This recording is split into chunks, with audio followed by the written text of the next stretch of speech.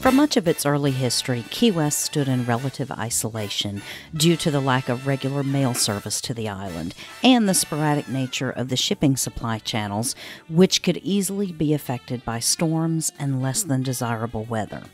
It wasn't until the end of the Civil War in this country that some enterprising businessmen decided to develop the undersea cable system to connect the U.S. to other countries for telegraph and telephone calls. When the practicality of this type of communication was discovered, that's whenever people were on board to make it happen.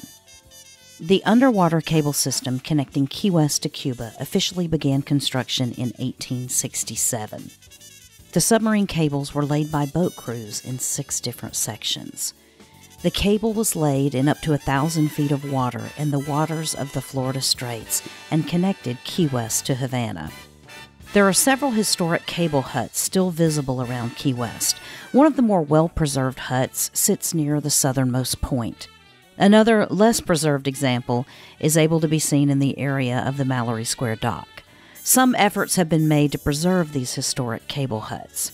It wasn't until this underwater cable system was installed that the United States was finally able to be connected to another country for this type of communication.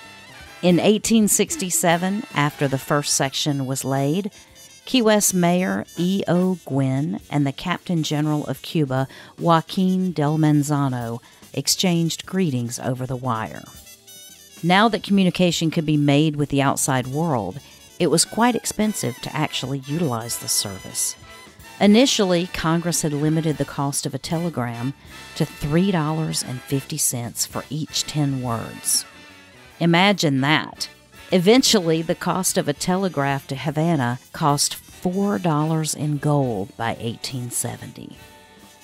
Additional underwater cable lines were added to the system in 1871, 1873, 1875, 1890, and 1927.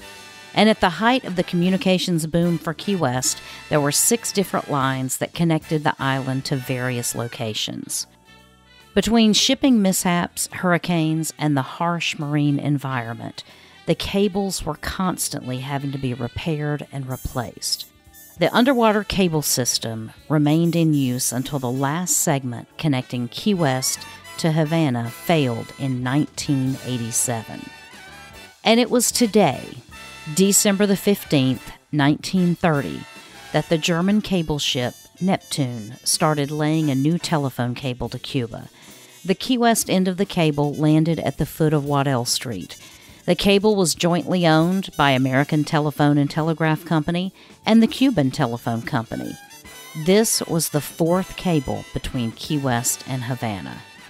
The ship took 2 days to complete the cables to Havana. And that's what happened today in Key West history. Today in Key West history is brought to you by 43 Keys Media.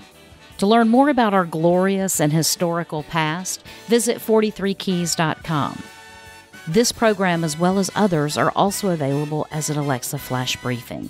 Just tell Alexa, play Today in Key West History as my flash briefing.